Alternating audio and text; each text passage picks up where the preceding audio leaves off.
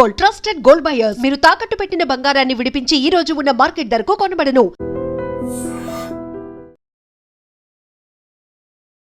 నమస్తే, welcome to ideal social spotlight with కవిత.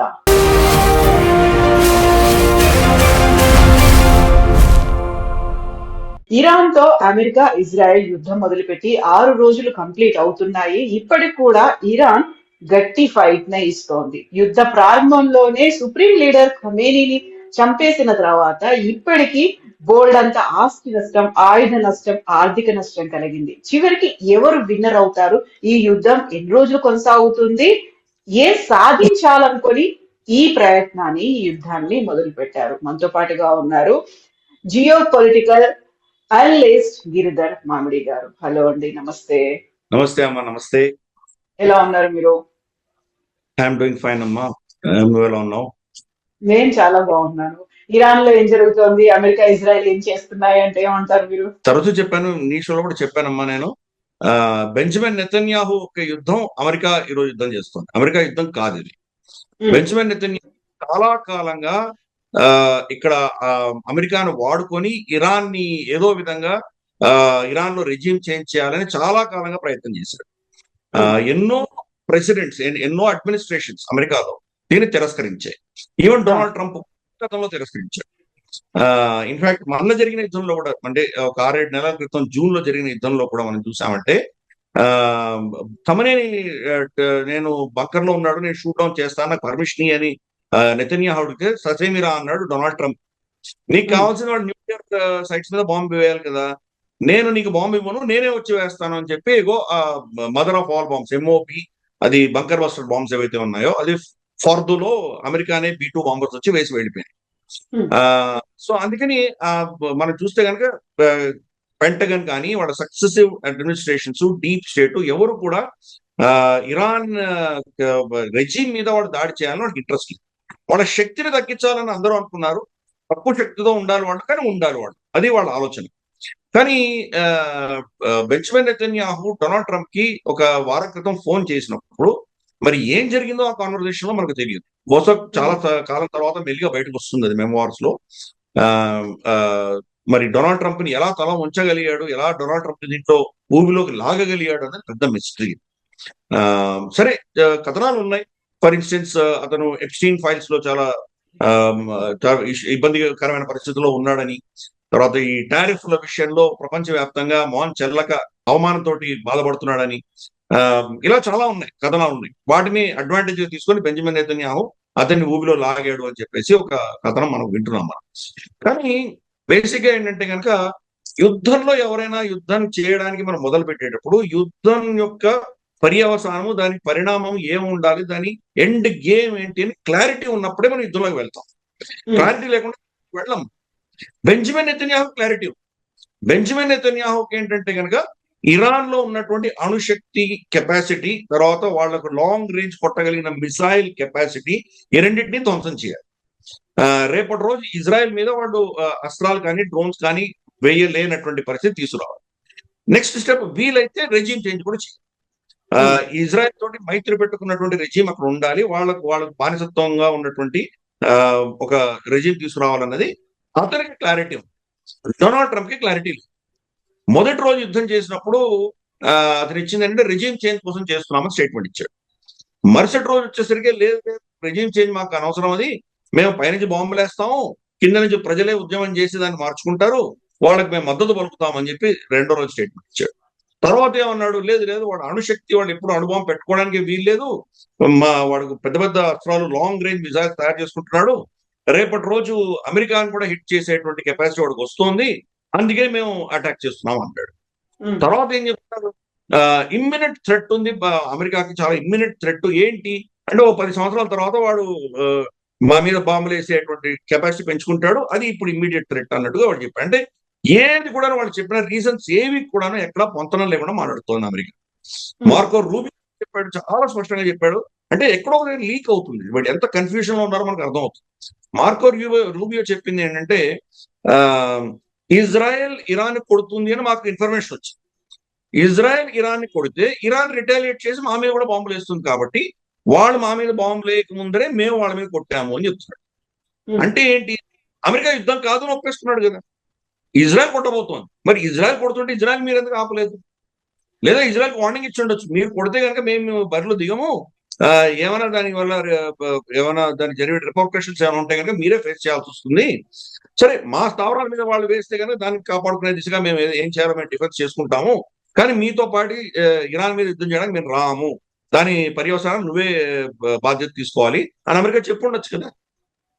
అంటే ఏంటి, ఇజ్రాయెల్ సెట్ చేసింది, బెంజమిన్ నెతన్యాహు ఈ అజెండా సెట్ చేశాడు. అతను అమెరికా వాళ్ళకి ఎందుకు యుద్ధంలో దిగుతున్నారో తెలియదు, యుద్ధం వల్ల వాళ్ళకి ఏం లాభం వస్తుందో తెలియదు, దీని ఎంతవరకు లాగుతుందో తెలియదు, దీనికి ఎంత ఖర్చు అవుతుందో తెలియదు. ఇరాన్ కనుక ప్రతి దాడులు చేస్తే కానీ దాన్ని ఎలా కౌంటర్ చేయాలో వీళ్ళకి ప్లాన్ ఆఫ్ యాక్షన్ లేదు, ఏమీ లేకుండా బరిలో దిగి.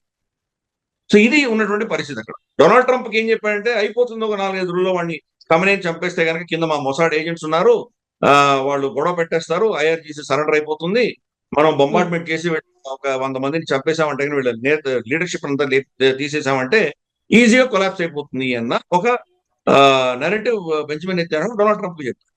సరే ఓకే, కానీ 4 రోజులే కదా, ఏమవుతుంది చూద్దాంలే అనుకుంటాడు. 4వ రోజు అయిపోయిన తర్వాత మళ్ళీ నెక్స్ట్ వీకెండ్ వచ్చేసరికి క్యూబా మీద పడదాం, అలా ప్రతి వారం ఒక దేశం మీద పడుతున్నాడు కదా. ఇప్పుడు వెనెజులా అయిపోయింది, ఇరాన్ అంటున్నాడు, తర్వాత క్యూబా అంటున్నాడు, క్యూబాని మేము ఏదో ఫ్రెండ్లీగా తీసేసుకుంటాం అంటున్నాడు, తర్వాత గ్రీన్లాండ్ ఇంకా ఆయన మనసులో ఉంది, తర్వాత పనామా ఉంది, ఇలా చాలా దేశాలు ఆయన క్యూలో ఉన్నాయి, ప్రతి వారం ఒక దేశాన్ని తినేయాలి. సో అటువంటి దీంట్లో ఆయనకు వారం రోజు సర్లే ఓకే అని వదిలేశాడు. ఎగిన తర్వాత తెలిసింది దీని పరిస్థితి ఏంటి అని, వాళ్ళు ఇప్పుడు కక్కలేక మింగలేక ఉన్నారు, ఏం చేయాలో అర్థం కాదు. ఇరాన్ అఫ్ కోర్స్ గణనీయంగా దెబ్బతినింది, ఇరాన్ దగ్గర క్షమత లేదు. అమెరికా సూపర్ పవర్, మనం అవునన్నా కాదన్నా కానీ అమెరికా చాలా పెద్ద సూపర్ పవర్, వాళ్ళకు ఉన్నటువంటి కెపాసిటీ చాలా విపరీతం. సూపర్ పవరే కాదు, వాళ్ళు మానవ హక్కులు వీటికి ఏమి సంబంధం లేకుండా వాళ్ళు ఏం చేయదలుచుకున్నారో అది చేస్తారు, అది సత్యం. సరే, మీరు చేస్తోంది అనైతికము, ఇది చట్ట విరుద్ధము, ఇంటర్నేషనల్ లాకి విరుద్ధము, మీరు మానవ హక్కుల ఉల్లంఘన చేస్తున్నారు, ఈ డైలాగ్ మనం టీవీ డిబేట్ లో మాట్లాడడానికి పనికి వస్తుంది. కానీ ఒక ఇంటర్నేషనల్ సూపర్ పవర్ కి ఏదైతే వరల్డ్ సూపర్ పవర్ ఉందో వాళ్ళకి ఏం పట్టవు. ఎవరు ఈరోజు అమెరికాని ప్రశ్నించినటువంటి దేశం ఈరోజు లేదు, ఎవరు కూడా. సరే, చైనా ఏదో తూతూ మంత్రంగా ఏదో స్టేట్మెంట్ ఇచ్చింది, రష్యా ఏదో స్టేట్మెంట్ ఇచ్చింది, కానీ వాళ్ళు ఏమైనా చేశారా పోనీ? ఈరోజు ప్రపంచంలో 2వ పెద్ద శక్తి చైనా, అమెరికా తర్వాత. మరి ఇంత గొడవలు అవుతుంటే వాళ్ళు ప్రపంచంలో వాళ్ళు ఎందుకు జోక్యం చేసుకోవట్లేదు? నికోలస్ మడోరోని ఎత్తుకుపోతే చైనా ఏం చేసింది? ఏం చేయలేదు కదా. ఇప్పుడు ఇరాన్ మీద ఇంత బొంబార్డ్మెంట్ చేస్తుంటే చైనా ఏమైనా చేస్తుందో చేయట్లేదు. సరే, రష్యా అయితే వాళ్ళు యుద్ధంలో గొడవలో బిజీగా ఉన్నారు, వాళ్ళు ఏం చేయలేరు, అర్థమైంది మనకు. చైనా కూడా ఏం రియాక్ట్ అవ్వట్లేదు. సో అందుకని ఏ దేశం రియాక్ట్ అయ్యి ఆఖరికి 56 ముస్లిం దేశాలలో 46 ముస్లిం దేశాలు ఖమనేని చంపినందుకు వాళ్ళు సంతాపం కూడా ప్రకటించలేదు. భారతదేశం ప్రకటించలేదు, అది వేరే విషయం, కానీ బట్ ఈవెన్ ముస్లిం దేశాలు కూడా ప్రకటించలేదు. సో ఇది పరిస్థితి. డొనాల్డ్ ట్రంప్ గతంలో ఎన్ని యుద్ధాలు చేసినా కానీ అమెరికా నేటో కలిసి వచ్చింది, నేటో కలిసి అమెరికాతో యుద్ధం చేసింది. అఫ్ కోర్స్ అమెరికా కూడా నేటోలో భాగమే, వాళ్ళందరూ కలిసి యుద్ధం చేశారు. ఆఫ్ఘనిస్తాన్ లో కావచ్చు, మనకు ఇంకా ఇతరత్ర ఎక్కడ వాళ్ళు వెళ్ళినా కానీ కూడా ఇవన్నీ కూడా వాళ్ళు కలిసి యుద్ధం చేసినటువంటి. ఇప్పుడు నేటో రావట్లేదు, నేటో వాళ్ళని దీంట్లో బరిలో దిగలేదు. పైపెచ్చు నేటోలో ఉన్నటువంటి చాలా మంది సభ్యులు మా స్థావరాలను వాడుకోకండి చెప్తున్నారు, స్పెయిన్ లాంటివి ఫర్ ఇన్స్టెన్స్. అందుకే నిన్న చూసాం, అన్నాడు స్పెయిన్ తో మా ట్రేడ్ అంతా కట్ చేసుకుంటామని చెప్పి బెదిరిస్తున్నారు. సరే, కరెక్ట్, బట్ స్పెయిన్ తోటి డైరెక్ట్ గా వాళ్ళకి సంబంధాలు లేవు అమెరికాకి, ఎందుకంటే EU ఉంది కదా, యూరోపియన్ యూనియన్ ద్వారా ఆ చర్చలు జరుగుతాయి కాబట్టి స్పెయిన్ ని మాత్రం కట్ చేయలేడు, అతను చేయలేడు, అది అయ్యే పని కాదు. సో ఎనీవే, సో ఇటువంటివి నేటో అలయన్స్ యుద్ధంలో దిగట్లేదు. ప్లస్ అక్కడ గల్ఫ్ దేశంలో ఉన్నటువంటి దేశాలందరూ కూడా మా స్థావరాలు వాడుకోకండి అని వాళ్ళు గతంలో చెప్పారు. అందుకనే ఈ షిప్లను తీసుకొచ్చి అక్కడ యుద్ధం చేస్తున్నాడు.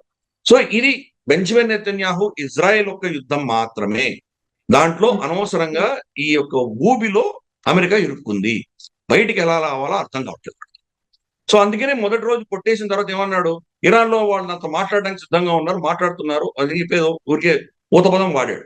లార్జాని వాళ్ళ గతంలో ఈ నెగోసియేషన్స్ చేసినటువంటి వ్యక్తి, వాళ్ళ సుప్రీంకోర్టు గతంలో చీఫ్ జస్టిస్, బహుశా అతను కూడా అయతోల్లా అయినా మనం ఆశ్చర్యపడక్కర్లేదు, ఎందుకంటే వీళ్ళు చాలా మంది చంపుకుంటూ పోతుంటారు కదా.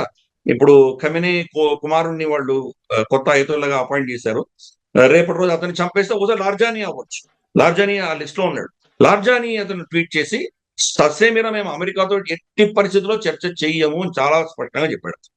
ఉమ్, సో మేము ప్రతీకారం తీర్చుకుని తీరుతామని చెప్పాడు. తర్వాత ఒమాన్ మీద కూడా దాడి జరిగింది. ఇన్ని దేశాల మీద దాడి జరుగుతూ ఒమాన్ మీద కూడా జరిగింది. డుకోమా వాళ్ళ పోర్ట్ మీద కూడా ఒక దాడి జరిగింది. దాడి జరిగితే అందరూ ప్రశ్నించారు. ఆ, ఈ మనకు ఇరానియన్ ఫారెన్ మినిస్టర్ కూడా ప్రశ్నించారు. మీకు ఒమాన్ మీ మిత్ర దేశం కదా, మీకు అమెరికాతో చర్చలు చేయడానికి మధ్యవర్తిత్వం వహించారు కదా వాళ్ళు, అటువంటిది ఒమాన్ మీద మీరు ఎందుకు దాడి చేశారు అంటే అతను ఏమన్నాడంటే మేము అంతా తెహరాన్లో కూర్చొని నిర్ణయం తీసుకోము, ఇండివిజువల్ కమాండర్స్ ఆ ఏరియాలో ఉన్న వాళ్ళకి మేము కంప్లీట్ గా నిర్ణయం వదిలేసాము, అందుకని మేము అందరం చనిపోయినా కానీ యుద్ధం సాగుతుంది, కాబట్టి లోకల్ కమాండర్ నిర్ణయించాడు, మాకు సంబంధం లేదు అని చెప్పాడు. ఉమ్, సో పరిస్థితి అక్కడ. కాబట్టి ఆ, ఎంతమందిని చంపినా నెక్స్ట్ లెవెల్ ఆఫ్ లీడర్షిప్ ఉండడానికి సిద్ధపడే వాళ్ళు దీంట్లో దిగారు. ఆ, ఇదే సేమ్ మోడల్ ఇరాన్ హమాస్ లో, హిజ్బుల్లాలో, హౌతీలలో ఇదే పెట్టారు వాళ్ళు.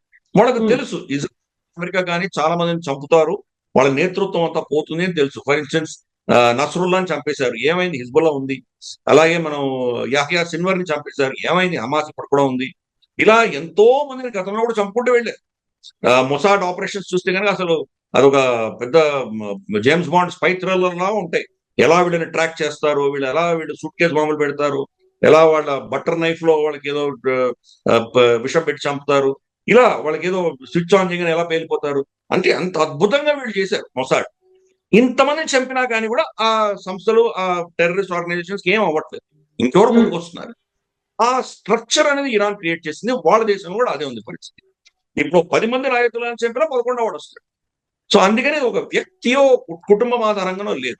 ఈ యొక్క కాంప్లికేషన్స్ అర్థం చేసుకోకుండా డొనాల్డ్ ట్రంప్ ఈ యుద్ధంలో దిగాడు కాబట్టి దీని ఎండ్ గేమ్ ఎలా ఉంటుందో ఈరోజు అమెరికాకి తెలియదు, యా, ఇజ్రాయెల్ తెలియదు. ఇజ్రాయెల్ కావాల్సిందంటే ఏంటంటే అమెరికా జోక్యం కావాలి. ఇప్పుడు ఇది ఇజ్రాయెల్ యుద్ధం కాదు, అమెరికా యుద్ధం. సో బెంజమిన్ నెతన్యాహు ఎంతో కాలంగా 2-3 దశకాలుగా ప్లాన్ చేస్తున్నది ఈ రోజు ఆయన కళలో దానికి ఒక కొలిక్కి వచ్చాయి. సో అందుకని అమెరికాని దించేసి ఇంకిప్పుడు బెంజమిన్ అయితే వెనకాల కూర్చోవచ్చు. సరే, వాళ్ళు బొంబార్డ్మెంట్ చేస్తున్నారు, వాళ్ళు చేస్తున్నారు ఇజ్రాయెల్, కానీ ఇప్పుడు యుద్ధం అంతా కూడా అమెరికా సెంట్రిక్ అయిపోయింది. కాబట్టి ఇప్పుడు అమెరికా ఇరాన్ మధ్యలో వాళ్ళ యుద్ధం, ఖర్చు అంతా అమెరికన్ ట్యాక్స్ పేర్లు పెట్టుకోవాలి, అమెరికన్ అస్త్రశస్త్రాలు తీసుకురావాలి, వాళ్ళు కొట్టుకోవాలి. మరి అమెరికాని సమర్థించే దేశాలు ఏవొస్తాయో తెలీదు. ఇది అక్కడ ఉన్నటువంటి పరిస్థితి. ఈ ముస్లిం దేశాలు ఏవైతే ఉన్నాయి, జీసీసీ కావచ్చు, గల్ఫ్ లో ఉన్నటువంటి దేశాలన్నీ కూడా వీళ్ళకి పెద్ద ప్రాబ్లం ఏంటంటే ఈ రోజు వాళ్ళు కనుక ఇరాన్ కి వ్యతిరేకంగా యుద్ధం మొదలు పెడితే పరిస్థితి ఏమవుతుంది? వాళ్ళ దేశంలోనే వాళ్ళ ప్రజలు తిరగబడతారు. ఎందుకు? ఒక యహూదీ దేశమైనటువంటి జ్యూ దేశాన్ని సమర్థిస్తూ ఇంకొక ముస్లిం దేశాన్ని మీరు అటాక్ చేస్తున్నారు. సో ముస్లిం ఉమ్మాలో మనలో మనం కొట్టుకొని ఎవరి కోసం కొట్టుకుంటున్నారు? ఒక యహూదీ జూయిష్ స్టేట్ కోసం మీరు కొడుతున్నారు అన్నటువంటి నెరేటివ్ వాళ్ళు పెట్టారు. అందుకని వీళ్ళెవరూ యుద్ధంలో దిగట్లేదు, వాళ్ళని వాళ్ళు రక్షించుకునే ప్రయత్నం చేస్తున్నారే కానీ ఎవరు కూడాను అమెరికాకి సమర్థిస్తూ యుద్ధంలో దిగట్లేదు. సో ఇది అంత కన్ఫ్యూషన్. సరే, రేపటి రోజు వాళ్ళ మీద పెద్ద ఎత్తున దాడులు జరిగితే బహుశా వాళ్ళు కూడా బరిలో దిగాల్సిన అవసరం రావచ్చు. ఈ ఈ ఈ సిచ్యువేషన్ అంతా కూడాను నెక్స్ట్ లెవెల్లో ఎక్కడెక్కడ కాంప్లికేషన్స్ వెళ్తాయో తెలియట్లేదు. సౌదీ అరేబియాము పాకిస్తాన్ వాడుకునే ప్రయత్నం చేస్తున్నారు. పాకిస్తాన్ కి, సౌదీ అరేబియాకి గత సంవత్సరం వాళ్ళు ఒక ఒప్పందం చేస్తున్నారు, నేటో లాంటి ఒప్పందం. ఒక దేశం మీద దాడితే ఇంకో దేశం కూడా బరిలో దిగుతుంది అని చెప్పేసి వాళ్ళు ఒప్పందం చేసుకున్నారు. ఇప్పుడు దాన్ని ఇన్వోక్ చేస్తోంది సౌదీ అరేబియా. మా దేశం మీద బాంబులు పడుతున్నాయి, మిజైల్స్ వస్తున్నాయి, కాబట్టి మమ్మల్ని కాపాడడానికి నువ్వు రా అని చెప్పి పాకిస్తాన్ చెప్పారు. పాకిస్తాన్ గత్యంతరం లేకుండా పెడుతున్నారు. పాకిస్తాన్ కి ఇరాన్ కి బార్డర్ ఉంది, సౌదీ అరేబియాకి ఇరాన్ కి బార్డర్ లేదు, మధ్యలో పర్షియన్ గల్ఫ్ ఉంది, సముద్రం ఉంది, కానీ వీళ్ళిద్దరికి బార్డర్ ఉంది. రేపటి రోజు పాకిస్తాన్ బరిలో దిగితే మరి ఇరాన్ ఏం చేస్తుంది వీళ్ళలో మనకు అర్థం కాదు.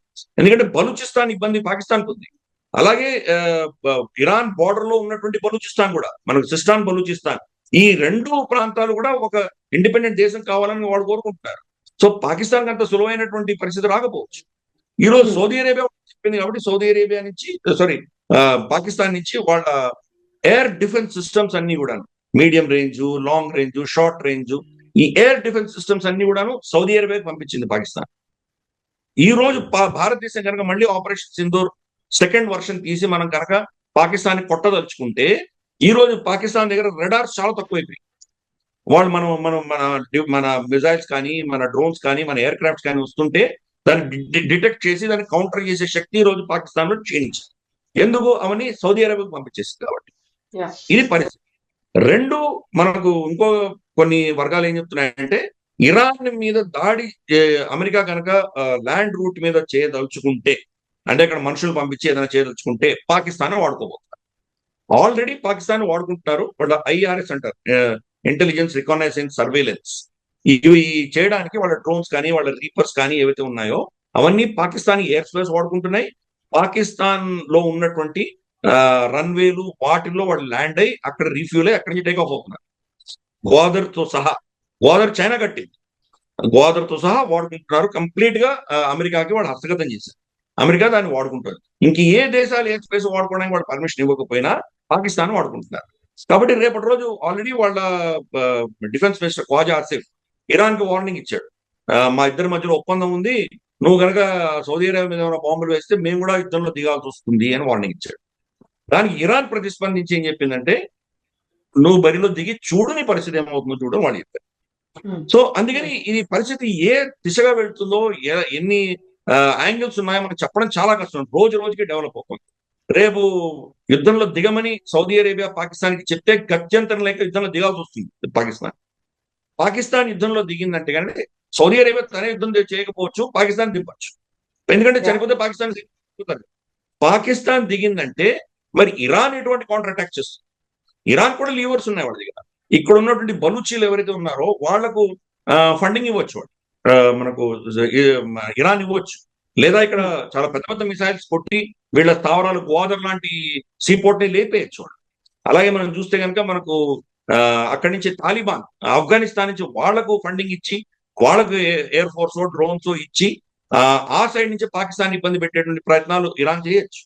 సో మల్టిపుల్ ఫ్రంట్స్ లో వాళ్ళు యుద్ధం చేసే కెపాసిటీ రోజు మరి పాకిస్తాన్ ఉందా? ఆల్రెడీ ఆఫ్ఘనిస్తాన్ తోనే ఓడిపోతున్నారు వాళ్ళు. ఆఫ్ఘనిస్తాన్ వచ్చేసి వాళ్ళ నూర్ఖాన్ ఎయిర్ బేస్ మీద వాళ్ళు డ్రోన్స్ తో అటాక్ చేస్తేనే దిక్కు దివడం లేదు. న్యూక్లియర్ అటాక్ చేయాలంటే నూర్ఖాన్ ఎయిర్ బేస్ పాకిస్తాన్ చాలా కీలకం.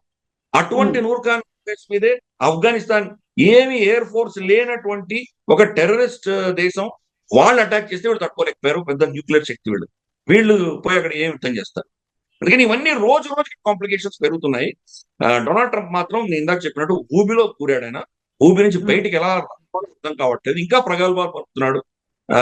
మాకు అన్ఎండింగ్ సప్లై ఉంది, మాకు అసలు ఎన్ని సంవత్సరాల నుంచి మా దగ్గర అస్త్రాలు ఉన్నాయని చెప్తున్నాడు.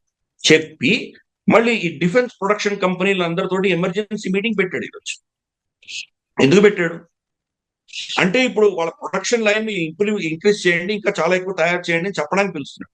ఎంత తయారు చేసినా కానీ ఈ గేమ్ ఆఫ్ అట్రిషన్ లో ఎంతకాలం తట్టుకోగలడు? వీళ్ళు ఏం చేశారంటే ఇంతవరకు చాలా అస్త్రశస్త్రాలు యుక్రెయిన్ కి ఇచ్చేశారు. ముందర తర్వాత వీళ్ళు అమ్మారు, యూరోపియన్ యూనియన్ కొనుక్కొని యుక్రెయిన్ కి ట్రాన్స్ఫర్ చేసింది. కాబట్టి వీళ్ళ దగ్గర స్టాక్స్ చాలా తక్కువ ఉన్నాయి. ప్రొడక్షన్ చేస్తే కూడా వీళ్ళ ప్రొడక్షన్ కెపాసిటీ మించి అక్కడ వీళ్ళ నష్టాలు చవి చూడాల్సి వస్తుంది. సో యుక్రెయిన్ మరి ఏమి ఇస్తారు వీళ్ళు?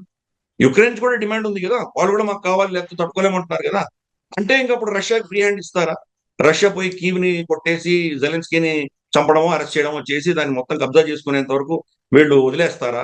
లేదు, అక్కడ రష్యాకి వ్యతిరేకంగా ఏదో చేయాలి అంటే కనుక మరి అస్త్రాలు అక్కడికి ఎన్ని పంపిస్తారు, ఇరాన్ వ్యతిరేకంగా ఎన్ని పెట్టుకుంటారు? ఇవన్నీ కూడా పెద్ద ప్రశ్న. ఇవి ఏమీ ఆలోచన చేయకుండా బరిలో దిగాడు. అందుకని ఈ ఇబ్బందులన్నీ వస్తున్నాయి. రోజు రోజుకే దాన్ని ఎలా హ్యాండిల్ చేయాలో అర్థం కావట్లేదు. ఒక ఇంపార్టెంట్ ఘటన 2 రోజుల క్రితం జరిగింది, నీకు కూడా తెలుసమ్మా. అది 3 F-15 ఎయిర్ క్రాఫ్ట్స్ ని ఫ్రెండ్లీ ఫైర్ లో షూట్ డౌన్ చేసాము కువైట్ వాళ్ళ డిఫెన్స్ ఫోర్సెస్ అని వాళ్ళు చెప్పుకున్నారు. రైట్. దీంట్లో యాక్చువల్గా ఇప్పుడు ఏం తెలుస్తుంది అంటే F-18 ఎయిర్ క్రాఫ్ట్ షూట్ చేసి, కువైట్ లో ఉన్నటువంటి F-18 ఎయిర్ క్రాఫ్ట్ షూట్ చేసి.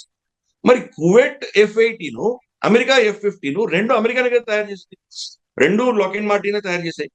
మరి అటువంటిప్పుడు ఈ యొక్క కమ్యూనికేషన్స్ ఎందుకు అంత కన్ఫ్యూజన్ లో ఉన్నాయి?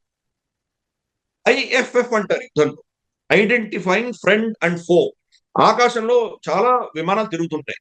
మన విమానం ఏది, మన శత్రు విమానం ఏది ఎలా తెలియాలి? దానికి కొన్ని ప్రోటోకాల్స్ ఉంటాయి, దానికి ఎలక్ట్రానిక్ సిగ్నేచర్స్ ఉంటాయి. ఆ సిగ్నేచర్ ప్రకారం ఒక ఎయిర్ క్రాఫ్ట్ మన ముందర ఉంది, ఎయిర్ క్రాఫ్ట్ ఇది ఏంటి అని మనకు దాని ఎలక్ట్రానిక్ బీమ్ కొడితే IFF లో మనకి ఇది ఫ్రెండ్ అని తెలుస్తుంది. కాబట్టి దాన్ని షూట్ చేయం. లేకపోతే ఇది ఫ్రెండ్ కాదు అనుకుంటే దాన్ని షూట్ చేయొచ్చు. సో ఈ ప్రోటోకాల్స్ ఏమేమి? మీ ఓన్ అలైన్స్ మీ ప్రోటోకాల్స్ ఇవ్వలేదు కదా, దాంతో మిమ్మల్ని షూట్ చేశారు. రేపు మిమ్మల్ని మీరే షూట్ చేసుకునే పరిస్థితి ఏంటి? అది ఇరాన్ షూట్ చేసిందని బ్లేమ్ చేస్తే పరిస్థితి ఏంటి? సో ఇది ఏ లెవెల్ పెడుతుందో తెలియదు. ఇప్పుడు ఇరాన్ వాళ్ళు ఎన్ని రోజులు వీళ్ళ దెబ్బలు తట్టుకోగలరు, తట్టుకొని వాళ్ళు నిలబడగలరా? ఒక వారం 10 రోజుల తర్వాత వీళ్ళ దగ్గర anti missile, anti drone batteries వీళ్ళ దగ్గర ఖర్చు అయిపోతాయి అమెరికా ఇజ్రాయెల్ దగ్గర. అప్పుడు వాళ్ళు వీళ్ళ మీద దాడులు, ఇంకా పెద్ద ఎత్తున దాడులు చేస్తే అమెరికా పరిస్థితి ఏంటి? ఈ రోజు 6 మంది చనిపోయారు. ఇది 60 మందో లేదా 100 మంది దాకా వెళితే అమెరికన్ సైనికులు చనిపోతే వాళ్ళ దేశంలో ఎటువంటి రియాక్షన్ రాబోతుంది? దాన్ని తట్టుకోగలరా? సో ఇవన్నీ కూడా ఓపెన్ ఎండెడ్ క్వశ్చన్స్ అమ్మ. అందుకని ఎవరైనా వారం ఉంటుంది, 2 వారాలు ఉంటుంది, అమెరికా గెలిచిపోతుంది, లేదు ఇరాన్ కొట్టేస్తోంది, ఇరాన్ చాలా చాలా అస్త్రాలు ఉన్నాయి అంటే మన పరిస్థితి ఏంటంటే మనం ఎవరో పక్షం తీసుకుంటున్నాం. ఎవరి పక్షమో తీసుకొని దాన్ని జస్టిఫై చేయడానికి అన్ని లాజిక్లు పెడుతున్నాం. అన్ని లాజిక్స్ కరెక్ట్. ఇరాన్ గెలవచ్చు, అమెరికా గెలవచ్చు.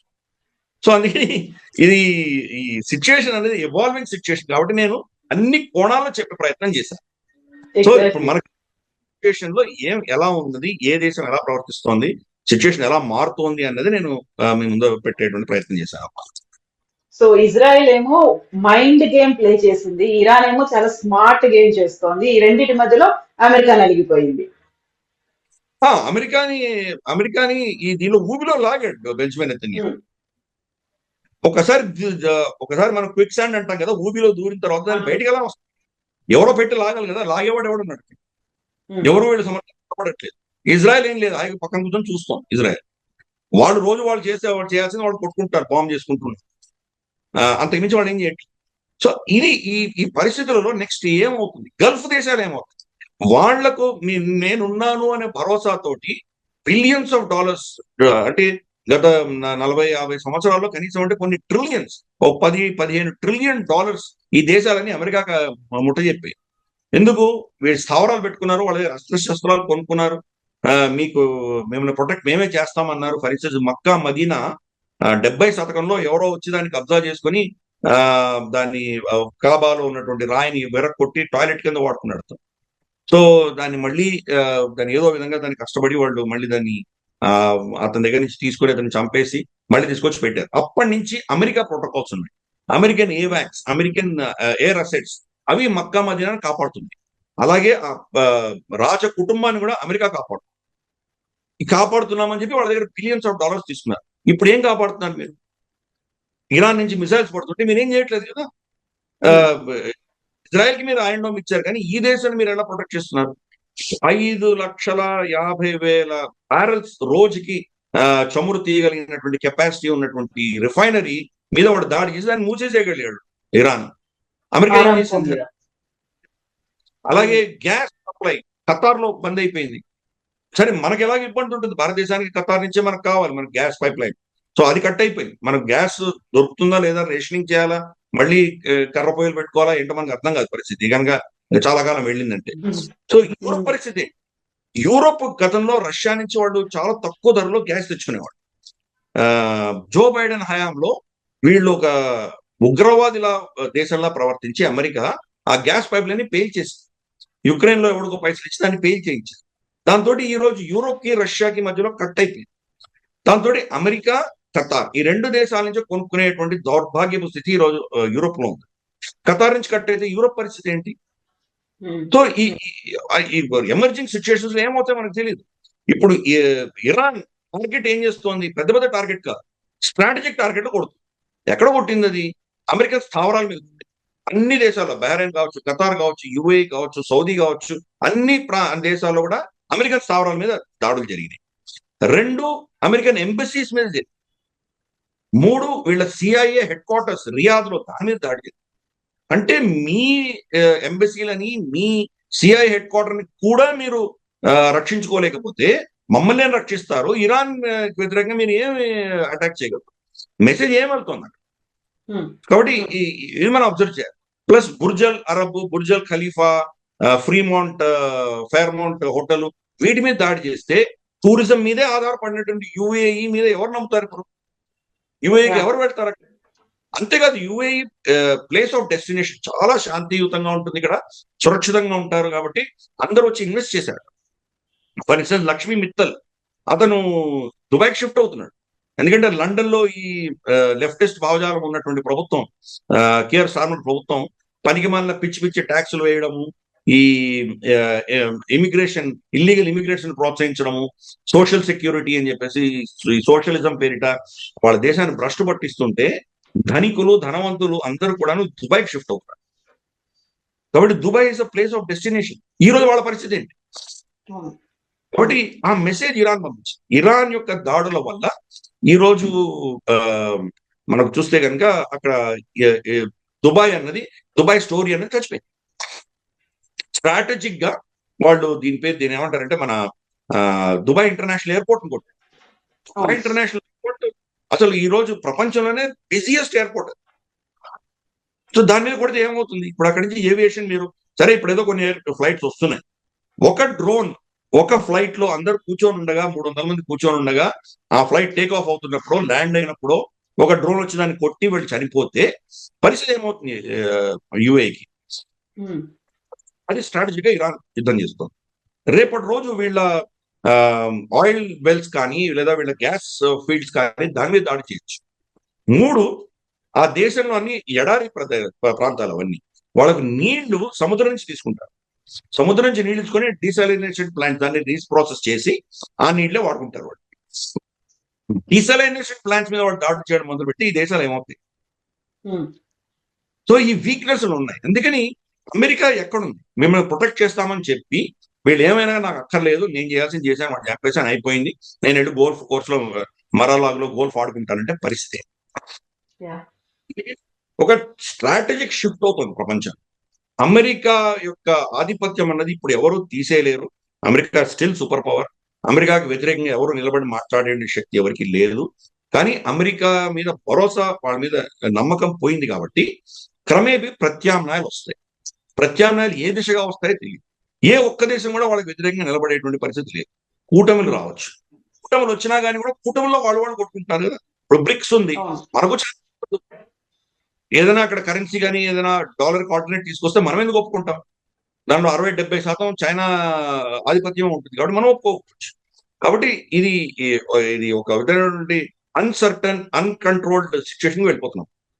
ఇది ఏ పరిస్థితి చూస్తుంది మనకు తెలియదు. రెండవ ప్రపంచ యుద్ధంలో చాలా క్లియర్ కట్ గా యూకే అప్పుడు ఉన్నటువంటి సూపర్ పవర్ స్ట్రైట్ గా అమెరికాకి ట్రాన్స్ఫర్ చేశారు.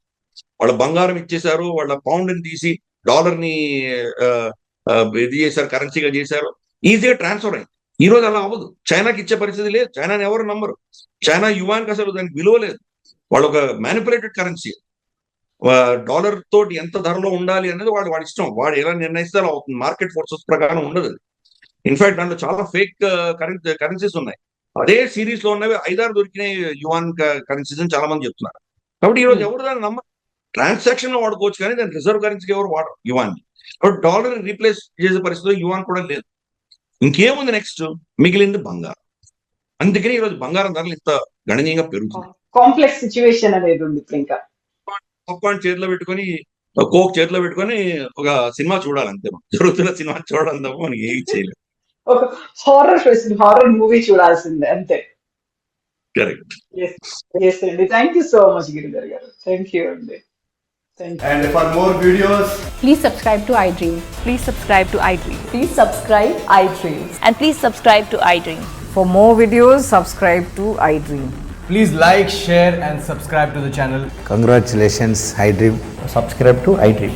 Subscribe to iDream. So subscribe to iDream Media. iDream ki iDream team andarki huge congratulations. Please subscribe iDream Media. Please subscribe to iDream. Subscribe iDream. Please subscribe to iDream. iDream అంటే నా కళల ఛానల్ను subscribe చేసుకున్న నోరు తిరుగుతలేదు. మీరైతే గంట గుర్తు కొట్టండి. For more such videos, please subscribe to iDream. Subscribe to iDream. Please subscribe to iDream. Please subscribe iDream Media. Please do subscribe to iDream. Please subscribe to iDream Media. For best entertainment and information, please subscribe iDream. And don't forget to subscribe to iDream.